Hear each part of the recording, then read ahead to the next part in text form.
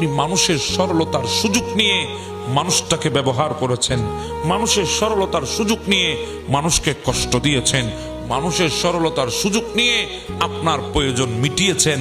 আপনি মনে করছেন সুখী? না, দুনিয়া এত সহজ না। প্রকৃতি কখনো কাউকে ছাড় দেয় না। সময় আসবে, অবশ্যই আপনাকে আপনার কৃতকর্মের ফল দুনিয়ায় পেতে হবে, শুধুমাত্র সময়ের অপেক্ষা। আপনি হারাম পথ বেছে নিয়েছেন, আপনি মনে রাখবেন আপনি জিন্দেগিতে সুখী হতে পারবেন না। সুখ আপনার জন্য আসবে না। আপনি কাউকে কষ্ট দিয়ে সুখী হতে চান, ওই সুখ আপনার জীবনে চিরস্থায়ী হবে না। আপনি কাউকে মেরে নিজে বাঁচতে চাইবেন, আপনি বেঁচে থাকতে পারবেন না।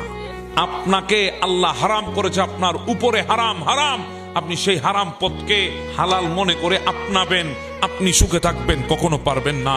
এজন্য মনে রাখবেন, দুনিয়াতে যেই ছেলে হারাম রিলেশনের মধ্যে আছে, ওই ছেলের আর কোনো গুনাহ করার দরকার নাই, কারণ এই একটা হারাম রিলেশনে ওকে দুষে দুষে ওই জাহান্নামের পথে নিয়ে গিয়ে ফেলবে।